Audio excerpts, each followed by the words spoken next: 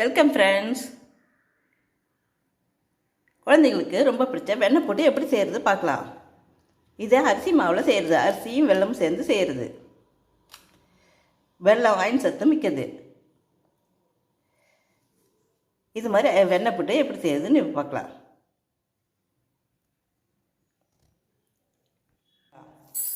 அதுக்கு இந்த அளவால் ஓரளவு அரிசி எடுத்துக்கிறேன், புழுங்கல் அரிசி எடுத்துருக்கேன். இது தண்ணி ஊற்றி கழுவிட்டு ஊற வைக்கணும். ஒரு 2 மணி நேரம் ஊற வைக்கலாம்.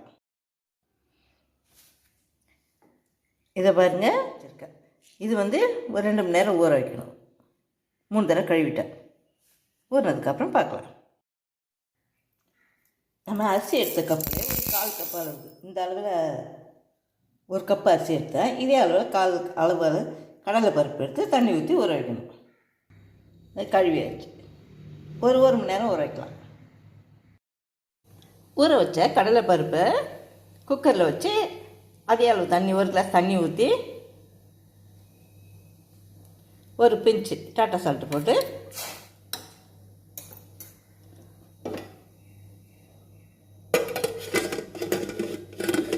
மூடி போட்டு ஒரு 3 விசில் வைக்கணும். குக்கர் மூடி போட்டு ப்ரெஷர் வந்துருச்சு. இப்போ இந்த குக்கர் வெயிட் இதில் போட்டு 3 விசில் வரணும். இப்போ இந்த அரிசி ஊறிடுச்சு. இது கிரைண்டரில் மிக்சியில் போட்டு அரைச்சிக்கோங்க. நான் கம்மியாக தானே இருக்குது, மிக்சியில் போட்டு அரைக்க போகிறேன். இந்த அரிசியை தண்ணி ஊற்றி அரைச்சிக்கலாம். தோசை மாவு பாத்திரத்துக்கு அரைச்சிக்கலாம்.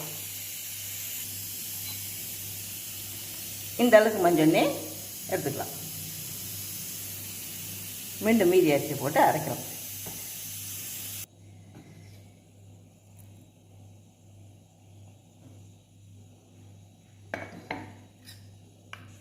இந்த அளவுக்கு இருக்கலாம்.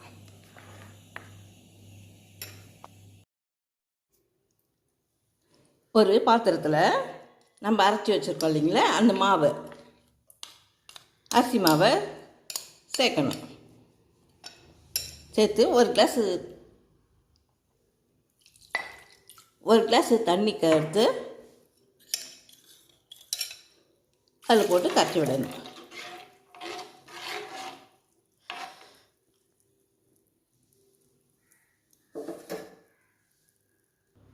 இதில் உப்பு கொஞ்சம் சேர்க்கணும். ஒரு பிஞ்சு உப்பு, டாட்டா சால்ட் சேர்த்து கரைக்கணும். நம்ம ஏற்கனவே இட்லி மாவு பாத்திரத்தை அரைச்சி வச்சுருந்தோம். அதில் 1 கிளாஸ் தண்ணி சேர்த்து ஒரு பேனில் ஊற்றி கிண்டணும்.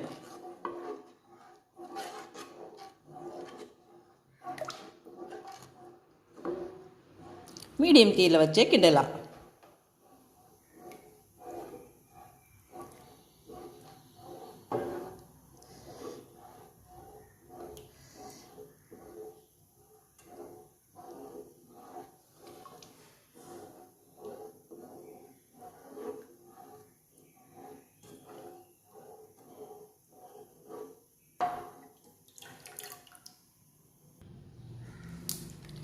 இது மாதிரி தொடர்ந்து கிண்டிக்கிட்டே இருக்கணும், அடி பிடிக்காமல். கொஞ்சம் விட்டாலும் அடி பிடிச்சிடும்.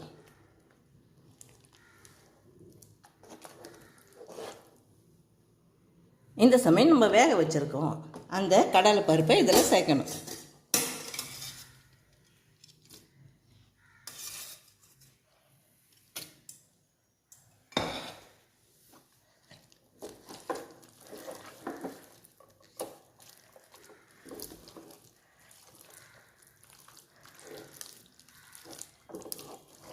மாவு நைஸாக அரைச்சிருக்கிறதால கிண்டும்போது வெந்துடும்.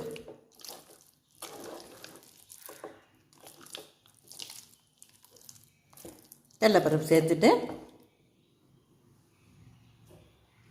இதை நாம் அரிசி எடுத்தோம் பாருங்கள், அது மாதிரி அதே அளவில் ஒரு அளவு வெல்லம் சேர்க்கணும்.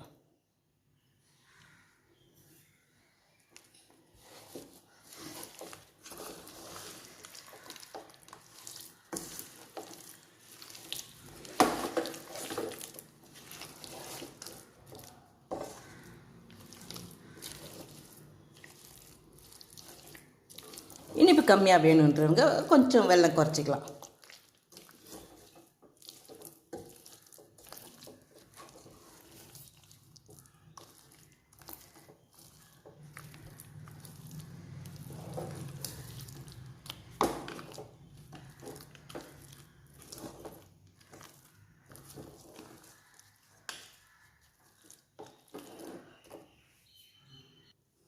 இதில் இந்த அளவில் அரை அளவு தேங்காய் பூ போடணும். போட்டு கிண்டணும்.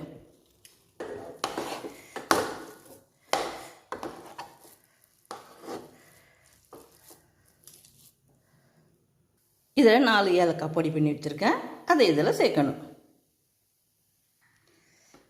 இந்த அளவு எல்லாம் ஒன்றா சேர்ந்த உடனே ஒரு 2 ஸ்பூனு நெய் சேர்க்கணும். இதுக்கு 2 ஸ்பூன் நெய் போதும். வறுத்த முந்திரி பருப்பு நம்ம தேவைக்கு தகுந்த மாதிரி சேர்த்துக்கலாம்.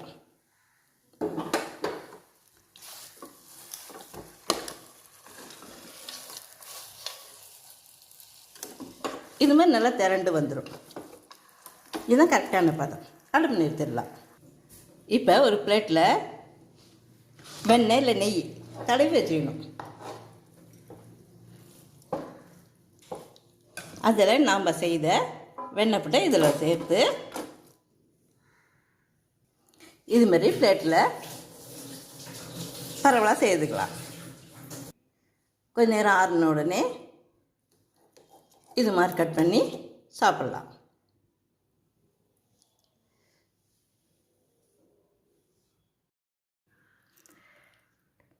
நீங்களும் இது மாதிரி அரிசி மாவில் வெண்ணெய் புட்டு செய்து சாப்பிட்டு பாருங்கள். குழந்தைங்களாம் ரொம்ப பிடிக்கும். இது